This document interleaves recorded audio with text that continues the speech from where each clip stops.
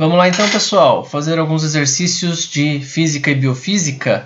A ideia aqui é que a gente trabalhe alguns dos conceitos que a gente já viu na forma de exercícios e dê destaque a alguns deles aí nos momentos em que forem oportunos, tudo bem? Então vamos lá. Eu vou passar um enunciado aqui bem genérico, bem clássico, né, da parte de física, e aí a gente vai tentando colher as informações que estão nele. Depois de dirigir um carro em uma estrada retilínea por 8,4 km a uma velocidade de 70 km por hora, você para por falta de combustível. Então percebam que a gente já tem aqui um momento, né, descrito com 8,4 km, uma velocidade determinada, mas mais do que isso, a gente tem falta de combustível, então quer dizer que se parou é um momento de interrupção, então isso geralmente é importante para nós, e estrada retilínea, tá? Também é super importante. Por quê? Porque se a gente trouxer alguns detalhes, né, movimentos curvos, ladeiras, descidas, isso vai mudar totalmente o princípio físico da coisa. Então a gente tem que olhar todos esses dados aí com bastante atenção. Nos 30 minutos seguintes, você caminha por mais 2 km ao longo da estrada até chegar a um posto de gasolina mais próximo. Então perceba que a gente tem um destino de dirigir um carro e depois chegar a um posto de gasolina. Então tem momentos iniciais e finais, tá? Então a gente vai tentar ver o que o problema pede para a gente para separar bem esses dados. Percebam o seguinte, a gente tem dois momentos importantes. O momento A é o deslocamento de 8,4 km numa velocidade de 70 km por hora. O momento 2, momento B, né, é o tempo 2 de 30 minutos num deslocamento de 2 km. Né? Percebam o seguinte, a gente não tem os mesmos dados no momento A e no momento B, e também a gente não tem as mesmas unidades. Né? Ó, aqui eu estou falando em minuto, aqui eu estou falando em hora. Então vocês vão ver que a gente vai trabalhar o princípio de relação de unidades entre unidades e também as grandezas, né? A gente vai falar de velocidade, deslocamento, tempo. Então, vamos tentar entender um pouco desse problema.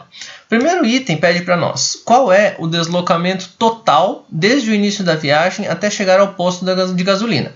Deslocamento total é quanto ele andou, tá? Então, independentemente se estava de carro, se estava a pé, se parou, se ficou parado, se correu, é saber da onde até onde, ou seja, quanto andou, né? Qual foi o deslocamento total. Então, nesse ponto aqui é até mais tranquilo, né? O primeiro momento que é somar os deslocamentos do momento 1 e do momento 2. Se vocês observarem, ó, a gente já tem esses dados, tá? Então, como a gente já tem esse deslocamento 1 e deslocamento 2, a gente só transcreve aqui e faz a soma, tá? Qual é o intervalo de tempo entre o início da viagem e o instante que você chega ao posto? Vamos voltar aos dados que a gente tem. O primeiro tempo a gente não tem, mas o segundo a gente tem. Então a gente sabe que o segundo tempo aqui, ó, foi de 30 minutos. Mas o primeiro tempo ele não falou em momento algum quanto tempo demorou. Ele só falou para nós que o deslocamento foi de 8,4 km a uma velocidade de 70 km por hora. Tá? Como é que eu vou chegar a essa relação de quanto tempo demorou essa primeira viagem, né? Esse primeiro momento aqui? Então, se eu tenho essas duas relações, observem. Eu tenho que uma velocidade de 70 km por hora significa que eu ando 70 km em uma hora. Se eu tiver um deslocamento, quer dizer que essa quantidade aqui de quilômetros eu andei numa quantidade de tempo X. E quando eu tenho essa relação onde falta uma grandeza, eu tenho uma montagem de uma regra de 3. Tá? Então, minha regra de 3 é essa aqui, ó. 70 km em uma hora, 8,4 km, X. Percebam que eu já fiz até uma pequena transformação aqui, ó. 1 hora, 60 minutos, tá? Por quê? Porque eu quero colocar na mesma unidade que eu tenho aqui o tempo 2, para poder somar. Não adianta eu ter uma unidade em hora ou outra em minuto, porque depois eu vou ter que transformar uma delas. Então eu já fiz aqui na regra de 3. De novo, não tem necessidade de fazer agora. Pode fazer em horas e depois fazer a transformação, tá? Então fica a critério aí de como é a sua matemática preferida. O importante é que no final você tem que unificar as unidades, tá? Então você tem que deixar todas na mesma para poder somar e dar um valor final, tá bom? Então a gente tem que um intervalo de tempo do início até o instante que chegou no posto, 37,2 minutos, porque a gente soma os dois tempos, tá bom? O terceiro item pede para nós qual é a velocidade média do início da viagem até a chegada ao posto de gasolina. E pede que a resposta seja em quilômetros por hora. Né? Pergunta também se a velocidade foi constante durante toda a viagem. Percebam o seguinte, Quando a gente fala em velocidade média, ele não pediu a média das velocidades, pediu a velocidade média. Ou seja, eu vou generalizar, então eu vou desconsiderar que em um momento foi mais rápido, um momento foi mais devagar, e vou considerar tudo como uma coisa só. Qual é a grandeza de velocidade? Bom, se a gente puder lembrar, né, que se não tivesse esse dado, a gente pudesse lembrar, fala, bom, falo num carro, quilômetros por hora, velocidade tem essa unidade, metros por segundo e tudo mais. Mas aqui ele deixou bem claro, ó, quero em quilômetros por hora. Então é essa relação distância, deslocamento, tempo, tá? Quilômetros por hora. Então, ele quer saber qual foi a velocidade média. Ou seja, se eu fizer uma média de tudo, quanto foi essa velocidade? De novo, desconsiderando que em alguns momentos foi mais rápido e outros foi mais devagar. Tá? Então, primeira coisa é a velocidade 1, 70 km por hora. No momento 2, eu tenho que o deslocamento foi de 2 km e o tempo foi de 30 minutos. Tá? Qual é a velocidade 2, né? No segundo momento? É 4 km por hora, porque se ele andou 2 km em 30 minutos, então ele faz 4 km por hora. Importante, eu não vou fazer a média dessas velocidades, tá? Não é essa a intenção de fazer a velocidade média. Velocidade média é eu considerar o deslocamento total no tempo total, tá? Então, o que eu tenho que fazer? Velocidade média vai somar os dois deslocamentos em relação aos dois tempos, tá? Olha aqui, ó. Os dois deslocamentos, o primeiro de 8,4 km e o segundo que está aqui, ó, de 2 km. Então, ele andou no total 10,4 km. Em quanto tempo ele fez tudo isso? Primeiro tempo lá, ele fez em 0,12 horas. Já converti aqui, tá? Já converti, mas é aquela quantidade em minutos que a gente tinha achado ali anteriormente. 7 minutos, né? 7,2 minutos. E aqui, 0,5 horas, que é a mesma coisa que 30 minutos. Tá? Então, eu só somei porque, de novo, se eu preciso chegar aqui numa relação em horas, eu já faço aqui a transformação em horas. Tá? Então, eu tenho que a velocidade média é 10,4 km em 0,62 horas. Ou seja, a velocidade média é 16,8 km por hora. Que isso quer dizer o quê? Que se eu considerar tudo como uma coisa só, que tudo foi constante, né, que não mudou nada, não teve parada, não precisou andar, então ficou tudo no mesmo local, por exemplo, ficou num carro nessa velocidade o tempo todo e tudo mais, a velocidade que ele ia andar era 16,8 km por hora. Se eu fizesse a média das velocidades, percebam que o valor numérico ia ser bem diferente, tá? E não é esse o princípio físico que a gente quer. Tá? Então, a pergunta é, 16,8 km por hora, a velocidade foi constante durante toda a viagem? Não, porque ó, a velocidade no primeiro momento foi de 70 km por hora, muito maior do que a velocidade média. A velocidade no momento 2 foi de 4 km por hora, quer dizer, ele foi andando, né? Andando, correndo. Então, foi muito menor do que a velocidade média. Então, perceba, a média não dá detalhes do que aconteceu. Ela só mostra para nós uma ideia de como tudo aconteceu, se a gente considerasse que não mudou nada do início até o fim, né? Em questão de ambiente, em questão de sistema e tudo mais. Tá bom? E, por último, pede para nós o seguinte. Apresente um gráfico, posição em função do tempo, para o trajeto completo. O que é posição em função do tempo? Olha só. O que vai mudando aqui? O tempo, tá? Então, quer dizer, se é em função do tempo, quer dizer, o tempo vai mudando, o tempo vai caminhando. A cada tempo, essa posição tem um valor refletido. Então, aqui é o nosso eixo X, aqui é o nosso eixo Y. Se eu tenho um valor de tempo, né, qualquer, eu tenho um valor de posição correspondente. Então, eu tenho dois destaques aqui, que é o tempo de 7,2 minutos e o tempo de 30 minutos, que a gente viu lá no começo, né? Em 7,2 minutos, ele estava onde? Ele tinha andado 8,4 quilômetros. Depois, no final, quando fechou os 30 minutos, o que ele fez? Ele andou 10,4 quilômetros, tá? Então, olha só, se a gente unir esses pontos todos, a gente percebe que a gente tem dois momentos aqui do gráfico.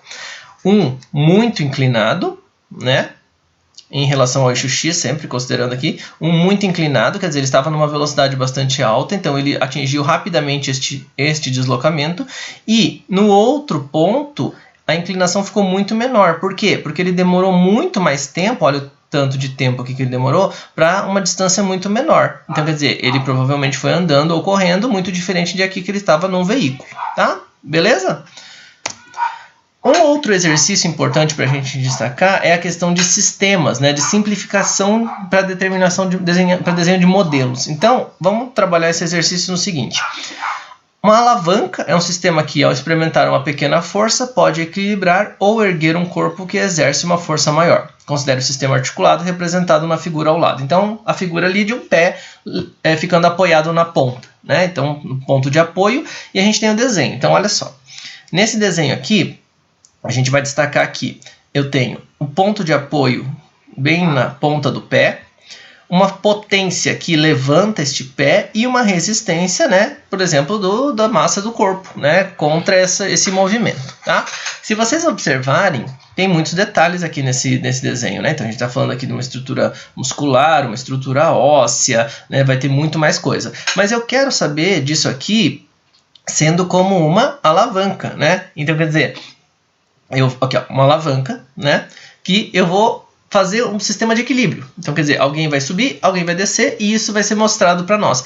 Percebam, eu não pedi para mostrar músculo, eu não pedi para mostrar formato, eu não pedi para mostrar osso, eu não pedi para mostrar nada, eu só quero ver as forças. Então, eu vou simplificar isso na forma de um modelo. Então, olha só. Sabendo que a potência e a resistência são duas forças, e aí a gente já viu, né, que forças podem ser no sentido oposto, no mesmo sentido, podem jogar contra ou favoravelmente, tá?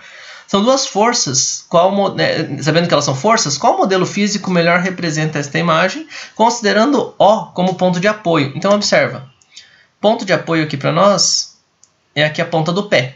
Se o ponto de apoio é a ponta do pé, então quer dizer que este modelo aqui já está excluído, porque ele está com o ponto de apoio bem no meio, né? Não é isso que a gente quer.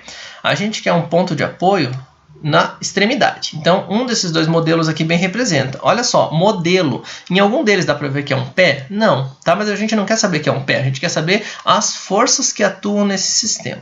Então, vamos voltar lá. Potência aqui na extremidade. Então, ó, o que essa força de potência vai fazer? Ela vai baixar o pé? Não, se ela baixar o pé, fica o pé no chão, né? Então, ela vai ela vai tentar levantar o ponto de apoio aqui, essa potência vai levantar. Se ela vai levantar, essa resistência vai tentar baixar. São forças contrárias, né? Então, aqui eu tenho a força de resistência atrás. Se eu fizer a força de resistência atrás com o ponto de apoio aqui, o pé fica no chão. É esse o modelo que a gente tem? Não. Então, essa imagem aqui melhor representa, porque ó, eu tenho a potência contrária que vai levantar o meu pé, a resistência que vai fazer uma força contrária, porque o pé não vai ficar levantado para sempre, e o ponto de apoio, que é onde ele fica fixado aqui no nosso sistema, que é no nosso chão, por exemplo. Tá? Então, esse sistema aqui do meio é a nossa melhor representação para aquele sistema real. Tá? Então, de novo, sistemas e modelos representam, mas não dão detalhes tantos quantos a gente precisaria futuramente, só para aquele momento. Tudo bem? Um terceiro exercício importante para nós é falar de ordem de grandeza. E o que é ordem de grandeza? É ter noção de quantas coisas medem, tá? Então, por exemplo, eu peço aí algumas coisas para vocês, por exemplo, ordem de grandeza do tamanho de uma célula, de um telefone celular, da velocidade de um carro, das potências de uma tomada e de uma pilha. A gente não precisa saber os valores exatos, mas a gente precisa ter uma noção de como que tudo isso acontece. Tá? O que eu quero dizer com isso? Por exemplo, se eu falar o tamanho de uma célula, eu posso falar para vocês que eu estou falando de micrômetro. Micrômetro, 10 a menos 6 metros. Tá?